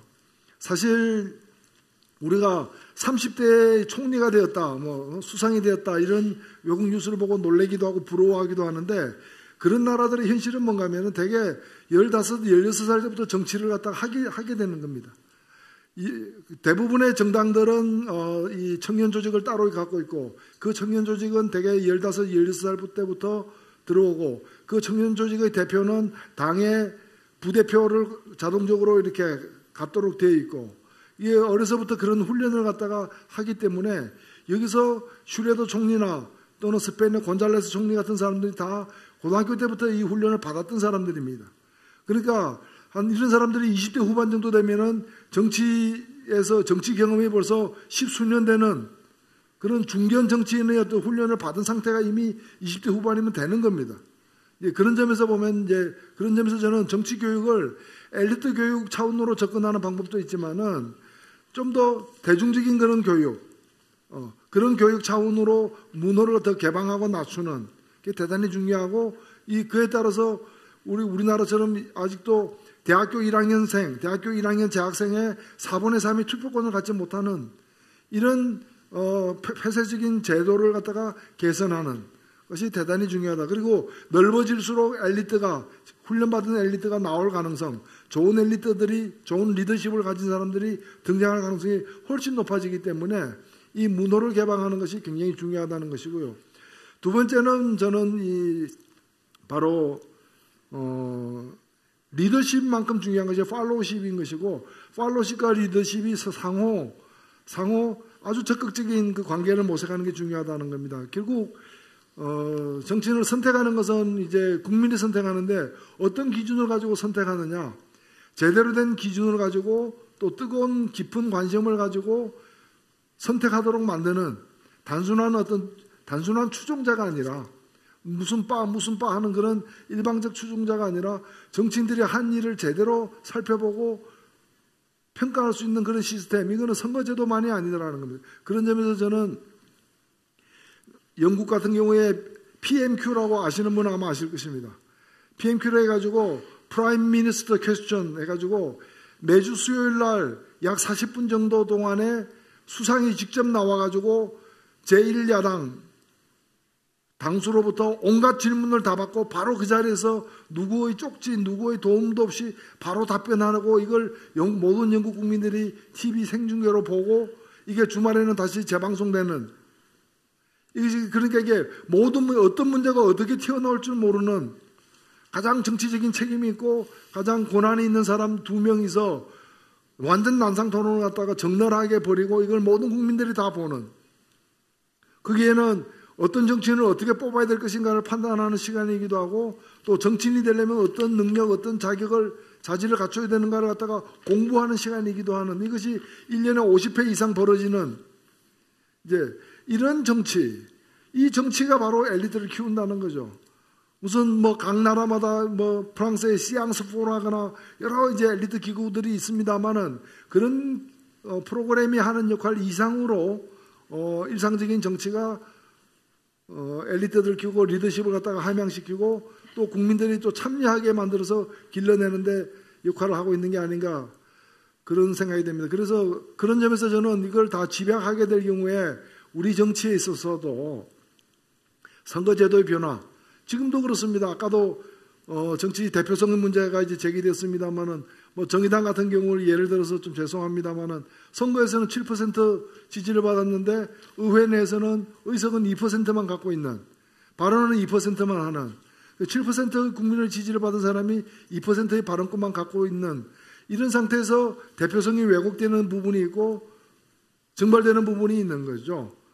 시장 가가지고 소고기를 700g 샀는데 집에 와서 보니까 200g밖에 없는 어디로 갔는가 500g 이런 이제 상황이 결국에는 나중에는 신뢰도까지도 영향을 저는 미친다고 생각됩니다. 그렇기 때문에 선거제도의 개편이라거나 또는 정치 방식, 또 정치가 선거 때만 나타나가지고 국민들의 일시적 지지만 획득하는 걸 목적으로 할 것이 아니라 상시적으로 자신들의 생각과 지향과 정책과 철학을 갖다가 국민들에게 알려내고 검증받는, 그리고 서로 정견이 다른 어떤 그런 세력들끼리의 어떤 정쟁이 그야말로 권력투쟁 형식으로만 벌어지는 것이 아니라 국민들 앞에서 그것을 다 적나라하게 모습을 드러내고 국민들로부터 판별을 받음으로써 정치의 국민적 신뢰도를 갖다 높여내는 그런 정치 문화의 어떤 혁신, 이런 것들이 요구되고 있는 게 아닌가 생각됩니다. 네, 감사합니다. 자, 그럼 이제 또 말씀해 주시죠, 김명환 의원님. 먼저 전제라고 할까요? 우리 정치에서 합리적인 대화를 통한 문제 해결 능력, 이게 과연 있을까? 아까 최비 의원님은 되게 훌륭하셔가지고 본인이 발의하고 원하시는 거를 설득하고 그래가지고 법안 통과를 하고 그랬지만 사실 대부분의 문제에 있어서는 합리적인 대화가 잘 안 되거든요. 아무리 내가 맞다고 생각을 해도 이게 어떻게 보면 반대를 위한 반대 이런 것들이 좀 많은 게 현실이고 그러다 보니까 이 정말 합리적인 생각을 가진 사람들이 정치에 들어오려고 하는 그런 부분들이 저는 많이 부족한 것 같습니다. 그러니까 진입하려고 하는 사람 자체가 적다 보니까 아무래도 좀 무관심할 수밖에 없지 않나 이런 생각이 좀 들고요.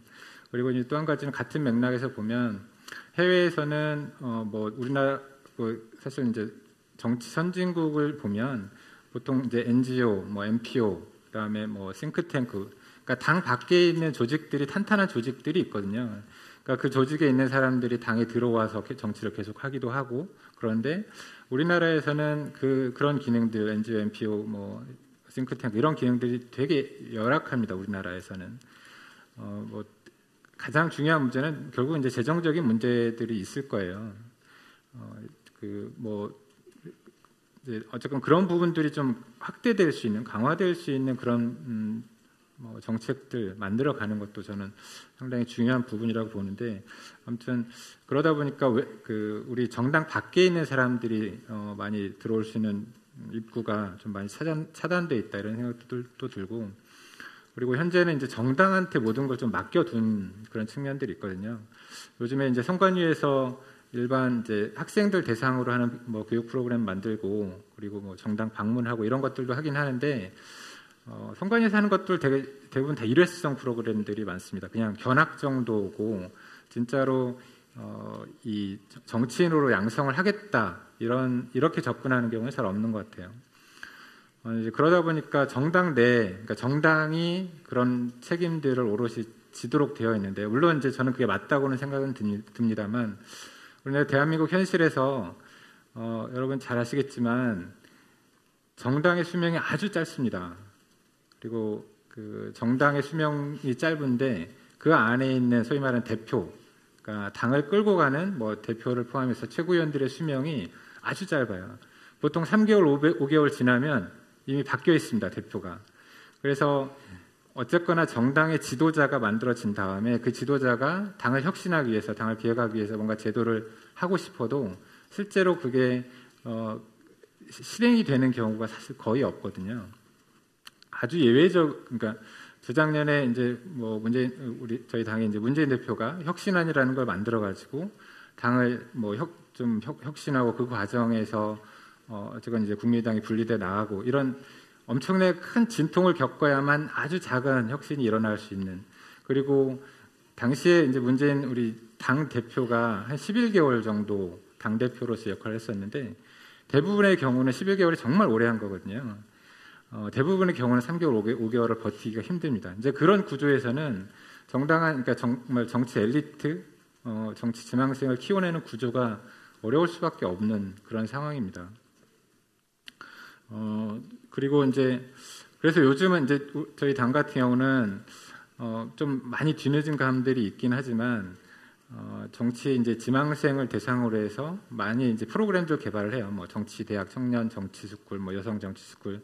아직은 그게 4회 그러니까 보통 한 달, 2달 이런 과정으로 해가지고 그 프로그램들을 많이 개발을 했고 거기서 좀 괜찮은 친구들 모아서 이제 저희 이제 의원실에서 보통 이제 한 달, 2달 정도 인턴을 하게 하고 그런 과정들을 지금 겪어가고 있긴 하거든요. 근데 아직도 많이 부족합니다.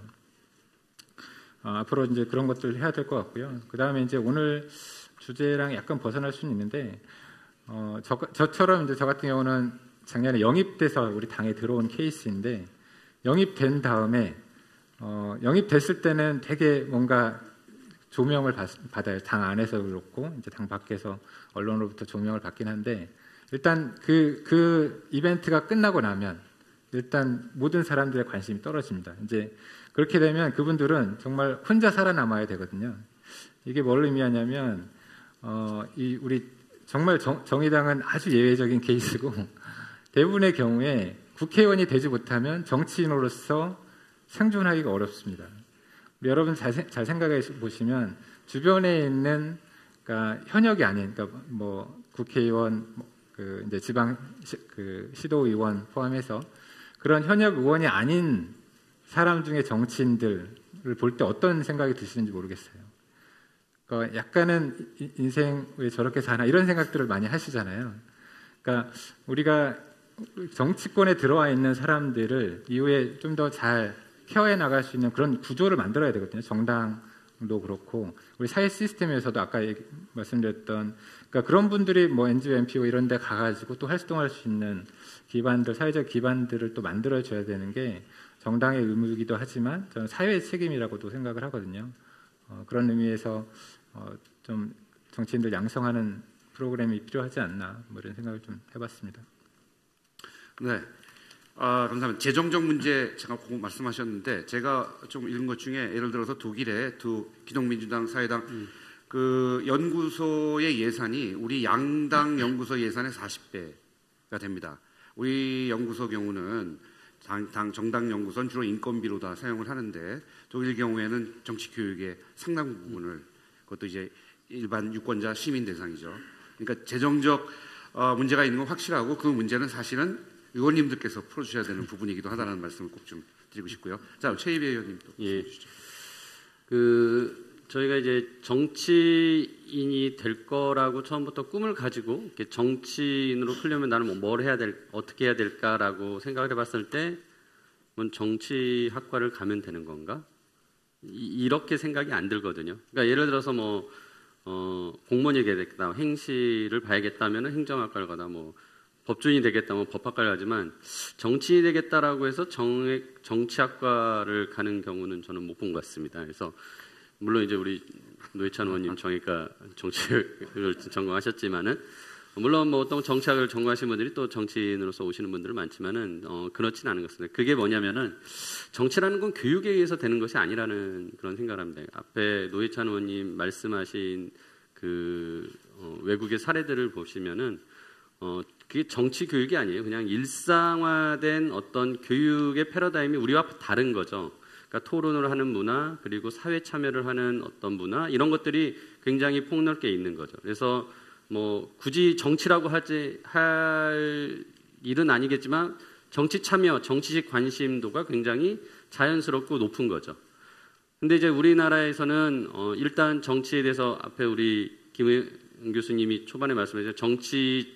정치적이다라고 했을 때 그 부정적인 의미처럼 정치에 대한 불심이나 심지어는 이제 굉장히 정치 혐오적인 요즘 언론들에서 저는 약간 그런 부분도 좀 많이 이렇게 부각시켰기 때문이기도 한다라는 생각을 하지만 그런 부분이 있습니다. 정치에 대한 불신들. 근데 이거를 깨려면은 지금 현재의 정치인들이 가장 잘해야 되죠. 그런 막말이랄지 이런 것들을 안 하고 정말 국민들을 위해서 일하고 싸우지 않고 뭔가 문제 해결해서 성과를 보여주는 이런 것들을 보여줘야 이제 좋은 또 인재들이 저런 일이 정말 의미가 있다, 공익을 위해서 내가 하고 싶다라고 했을 때 같이 할 수 있다고 생각을 하거든요. 그래서 어떤 정치 교육 프로그램이라고 있는 것은 저는 아닌 것 같고, 하지만 이제 정치에 대한 관심을 높이는 것, 그리고 그게 단순히 관심이 아니라 참여로 이어지는 것, 그게 정당에 가입하거나 정당 활동을 함으로써 자기가 경험하게 되고 그걸 통해서 그 정당 내에서 정치 인재를 육성하려는 프로그램을 가지고 좋은 정치인들을 발굴해서 훈련시켜서 정치인으로 키워내는 것이 이제 필요하다는 생각을 합니다. 그래서 앞서 이제 그 두 의원님 말씀하신 내용 다 포괄해서 제가 생각하기에는 그러니까 사회 참여나 사회 관심도를 높이는 어떤 우리의 교육 시스템이나 사회적인 분위기, 문화가 필요하다고 생각이 들고요. 그리고 그 중에서 가장 중요한 요소는 저는 이제 토론이라고 생각합니다. 앞에 그 사이먼 생 교수님도 몇 가지 그 해외 사례를 말씀하시면서 그런 싱크탱크나 대학에서 토론을 이렇게 주로 많이 이제 좀 강조를 하셨던 것 같고요. 이제 두 번째로 그 강조하신 게 이제 네트워킹입니다. 많은 사람들을 만나게 하는 게.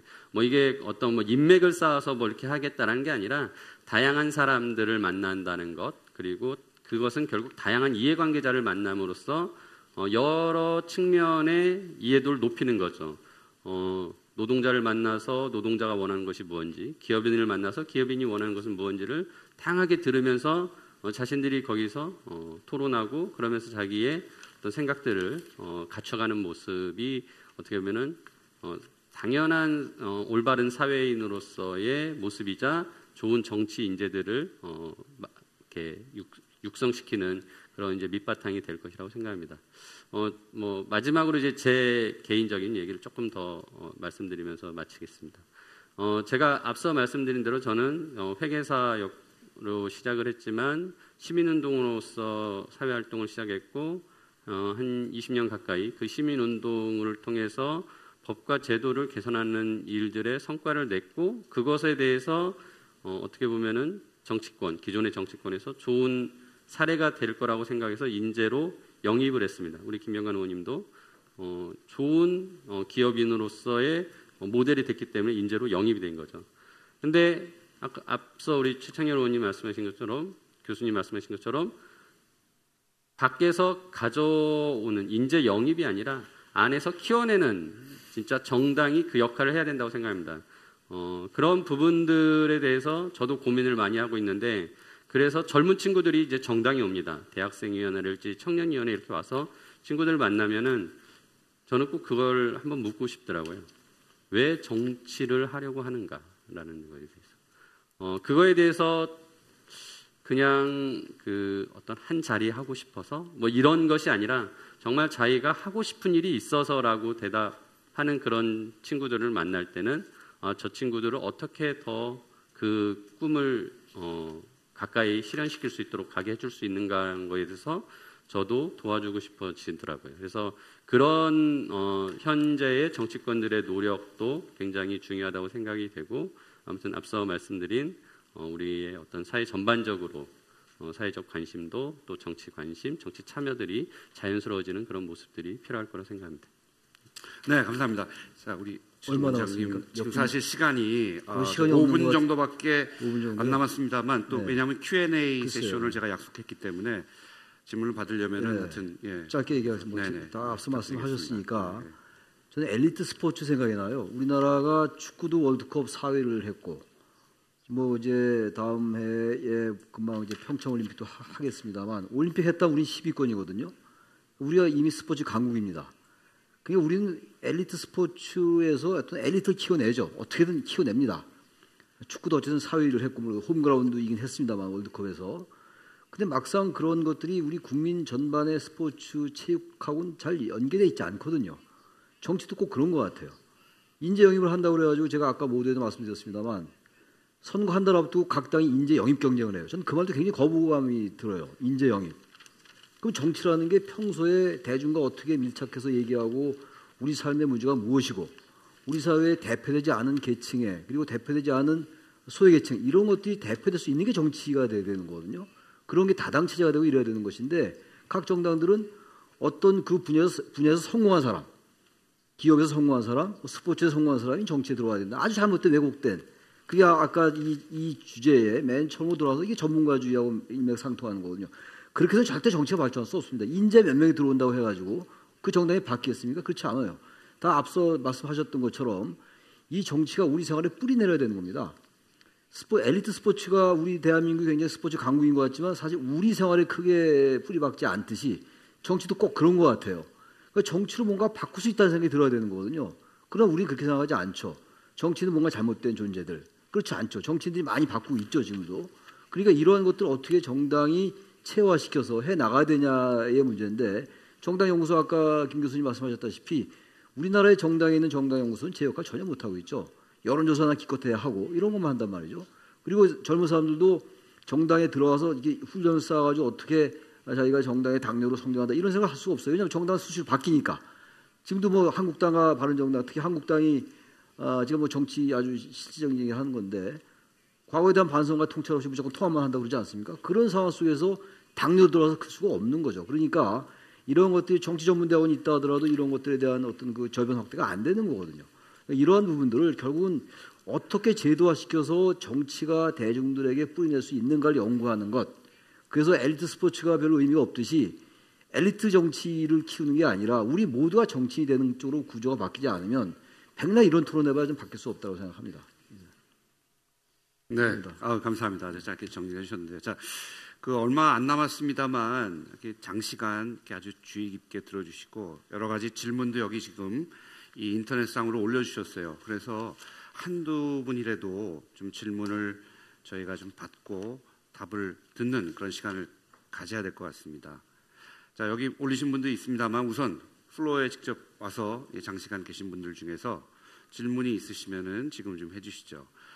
간략하게 해주시는 게 중요합니다. 지금 시간이 많지 않기 때문에. 네. 제가 교육 싱크탱크에 있어서 트랙 A에만 있다가 제가 한번 쫙 둘러보려고 와서 앞에 무슨 말씀을 하셨는지 잘 모르지만 지금 마지막에 최 선생님 말씀하신 것에 저 똑같은 생각을 했거든요. 그런데 여기 써 있잖아요. 그 폴리티컬 엘리트를 어떻게 만들 것이냐. 그런데 그 만드는 방식은 굉장히 노회찬 의원님 말씀하신 것처럼 대중적이어야 된다. 개방적이어야 된다. 그런 생각이 들어요. 그래서 제가 엘리트를 사실은 잘 그냥 그 발음을 모를 때 읽으면 이리때가 되거든요. 네, 그래서 엘리트가 이리때가 되지 않도록 하기 위해서는 그런 개방적인 그런 통로를 통해서 엘리트를 육성하는 그런 프로그램이 있는 게 굉장히 중요하고요. 한 가지는 이런 생각이 들어요. 그러니까 아까 엘리트 영입에 대해서 이제 그 반감을 가지신다고 했는데 반감까지 가지실 필요는 없고 저는 어떤 생각이 드냐면 우리 사회가 축적의 시간을 중시 여기는 그런 문화를 만들어야 된다는 거예요. 그러니까 영입을 된 인재를 보니까 그 전문가도 아니더라. 그 분야에서 열심히 오랫동안 그 경험을 축적하고 한 축적의 시간이 있는 사람이 아니더라라는 생각이 가질 때 그것에 대한 반감이 들거든요. 그래서 그런 부분을 우리가 고민하는 이제 그런 게 필요하고 한 가지만 더 말씀드릴게요. 토론이 중요하다. 저도 이제 교육을 하면서 사실 토론이 모든 거에 저는 기본인 것 같아요. 비판적 사고 능력을 기르는 것도 토론이 필요하고 창의성을 기르는데도 토론이 필요하고 그래서 그런 것들을 모든 분야에 넣고 저는 국회나 정치 분야에서도 조직을 학습 조직으로 만드는 토론하면서 학습하고 그것을 같이 공감하고 그런 조직을 만들었으면 하는 그런 생각입니다. 감사합니다. 네, 감사합니다. 또 혹시 다른 분 계신가요? 꼭 질문을 지금 질문이라기보다는 이제 말씀 코멘트를 해주신 거고요. 질문 제가 보기에 먼저 손을 드신 것 같습니다. 해주시죠. 짧게 좀 부탁드리겠습니다. 저는 전라도 이 광주시의 교육정책 자문관을 맡고 있습니다. 저는 이제 그 광주의 교육의 틀을 좀 바꾸는 작업을 지금 하고 있는데요. 아까 여기에 나온 그 정치교육, 이 대중정치교육. 자, 근데 이 부분들이 정당도 할 수 있는데 지방자치단체도 할 수 있을 것 같아요. 평생교육의 영역이 있거든요. 그런데 지금 현재 전국적으로 평생교육과 관련된 예산이 격차가 너무 커요. 그래서 이런 부분들을 갖다가 어떻게 할 수 있나. 예를 들면은 경기도 같은 경우는 묵후 하나에 1년에 250억 정도 예산을 쏟아부어요. 광주시에 평생교육진흥원의 금년 예산 28억 정도 되거든요. 이와 같은 격차 속에서는 전혀 무언가를 할 수가 없어요. 그래서 국회에서 예산 문제 다루실 때 이런 부분도 좀 점검을 해보시면 어쩔까 싶은 생각이 들더라고요. 네, 알겠습니다. 지금 사실 질문이라기보다는 이제 코멘트든지 건의사항 제안이었습니다. 자, 한 분 정도 꼭 있으신 분만 꼭 있으시면 짧게 하나만 더 부탁드리겠습니다. 네.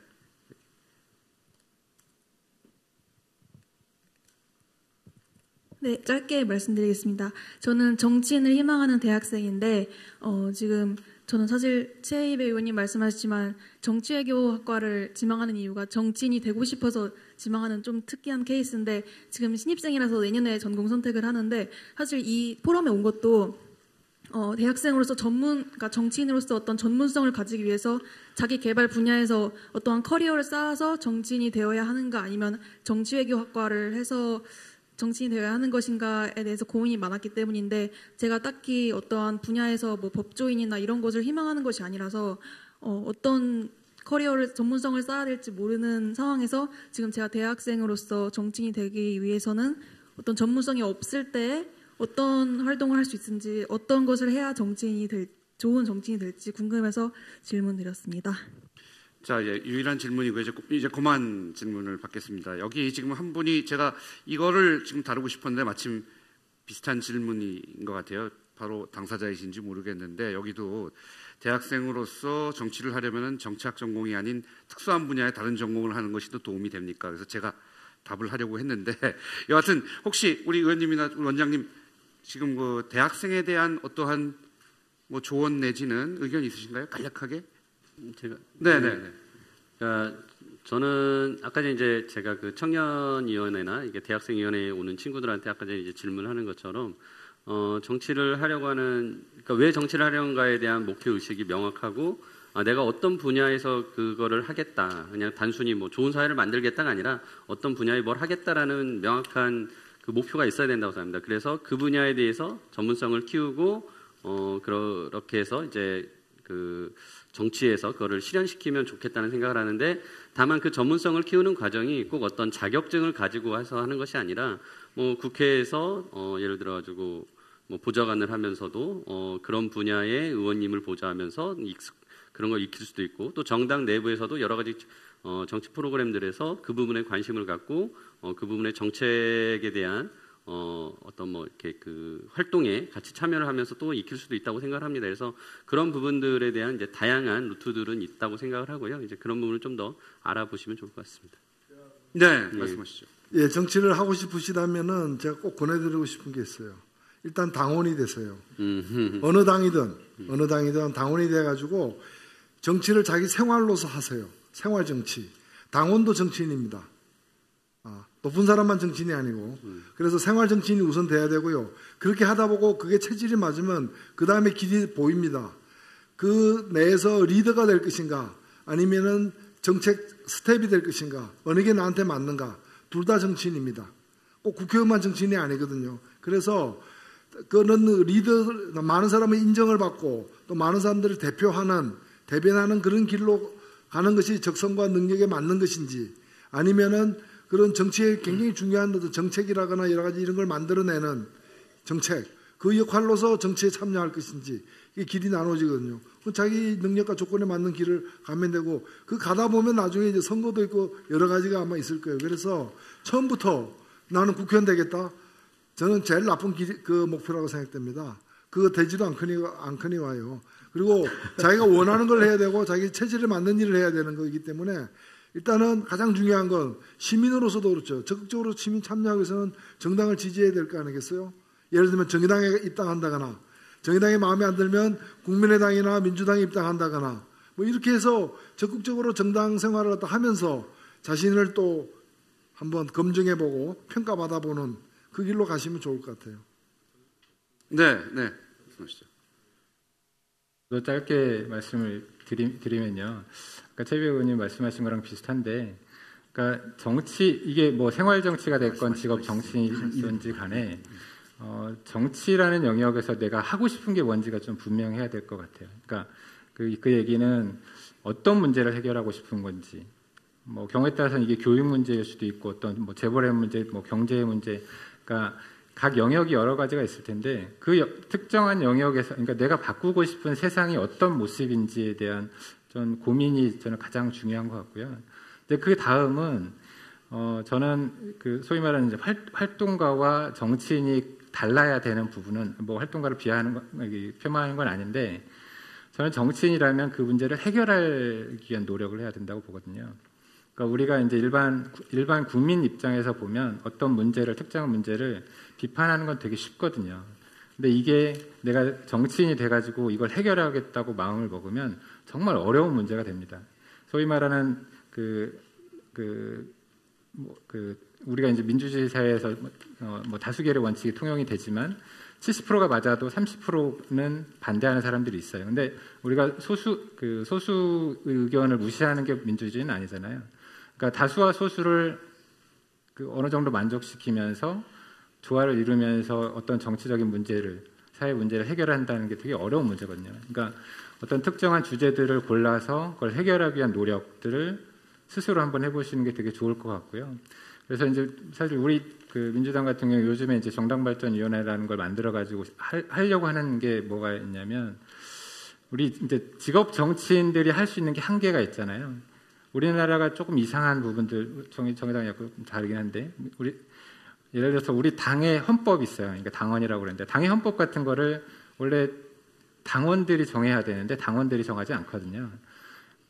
우리 앞으로의 어떤 우리나라의 정치의 모습은 물론 우리가 이제 대의제 민주주의를 통해서 우리 국내 대표자들이 활동을 하긴 하지만 어쨌거나 지금보다는 국민들이 당원들이 직접 참여해서 어떤 당의 문제들을 정하고 문제에 대해서 의견을 개진하고 이런 부분들이 저는 확대될 거라고 생각을 하거든요. 그래서 그런 쪽으로 그 당의 그러니까 당원으로 가입해서 한번 활동을 해보시면 기존에 보이지 않던 많은 모습들을 보실 수 있을 것 같습니다. 네, 감사합니다. 정치외교학과로 오세요. 정치외교학과에 오면은 아주 전문적인 것을 배우실 수 있습니다. 한 말씀. 저도 정치외교학과 나왔어요. 근데 저도 뭐 학교에서 지금 교육대학원장이 합니다만 정치학을 가르치고 있고 그런데 이제 우리나라도 정치학과를 나온 사람들이 꼭 정치학과를 나와야만 국회의원이 될 이유는 전혀 없는 거죠. 그럼에도 불구하고 정말 정치의 영역이 아까 이 주제와 다른 그런 전문가, 아까 모두에 나온 얘기예요. 정치 그 자체가 대단히 어려운 거거든요. 남의 말을 들어주고 나와 남이 다르다는 걸 인정하는 게 굉장히 어려워요. 민주주의라는 게 여러 정의가 있습니다만 agree to disagree라는 정도 있어요. 남과 내가 동의하지 않는 거에 동의하는 것. 그걸 하기가 대단히 어렵거든요. 그래서 저는 정치외교학과에서 정치를 공부하면서 정말 부당한 관심을 갖고 아까 노회찬 의원 말씀처럼 당원에 가입하는 것도 굉장히 중요하다고 봅니다. 제가 학생들을 가르치면서 가끔 당원을 봅니다. 근데 확실히 당에 가입한 학생들과 여타의 학생들과는 하늘과 땅 차이예요. 정치를 보는 관점도 그렇고 바로 그래서 정당에 가입하지 않았겠어요. 그래서 국회의원을 목표로 한다는 이런 거는 육사 들어갈 때 육군 참모총장 되겠다는 얘기하고 똑같기 때문에 그거는 좀 버리고 일단 정치에 대해서 부당한 관심을 갖는다는 거는 내 생활, 내가 무엇을 바꿀 수 있다는 의지를 갖는 것이라서 저는 그 학생의 의지 자체가 정치인의 자질을 가지고 있다고 생각합니다. 네, 사실 제가 이 사회를 맡는 대신 발표를 하고 싶었어요. 제가 지금 하고 있는 학생들과 하는 그 프로그램을 한번 제가 발제를 하고 싶었어요. 그런데 학생들과 함께 소위 말해서 동네 안의 시민정치 프로젝트라는 걸 제가 합니다. 그래서 동네로 뛰어들어서 정치학을 배우고 또 직접 실천도 하는데 지방자치제 또 시의원, 도의원 수준에서 할 수 있는 게 굉장히 많아요. 자, 하나만 말씀드릴게요. 시의원, 자치단체의 의원들은 보좌관이 없어요. 지금 굉장히 문제가 되고 있습니다. 그분들은 대학생들이 와서 도와주는 것에 대해서 너무 감사해요. 그 다음에 심지어는 국회의원분들께서도 여의도에만 보좌관이 필요한 게 아니죠. 각 지역구에 여러 가지 도와줄 사람들이 필요합니다. 대학생들이 할 수 있는 게 굉장히 많다라는 얘기죠. 지방자치단체 아까 얘기했는데 자치단체 요새 어디나 다 협치의 이름하에 거버넌스의 이름하에 민관 협력을 추구합니다. 그때 그 지역 관내에 있는 대학에서 참여해서 도와준다면 굉장히 큰 힘이 될 거예요. 이런 것들이 모이고 쌓여서 그게 바로 정치 전문성이 되고 후에 국회의원도 되고 더 나은 자리에 나아갈 수 있는 것이 되겠죠. 그래서 그거 좀 제안을 제가 해드리고 싶고 대학에 있기 때문에 오늘 전문성을 갖춘 정치 리더십이 필요하다 이 세션입니다. 그런데 어떻게 보면 아이러닉하게도 전문성이라는 것은 어떻게 보면 가장 비전문적인 것으로부터 시작해야 된다라는 그런 얘기가 지금 떠올랐습니다. 리더십 얘기하고 엘리트 얘기하지만 대중, 시민, 팔로워십을 얘기했습니다. 그리고 어려서부터 또 대학을 통해서 이렇게 정치 리더십을 함양해 가는 것이 전문적인 정치 리더십 양성기관을 세우는 것보다 오히려 더 중요하다라는 얘기에 대해서는 모든 패널리스트들이 동의를 해주신 것 같습니다.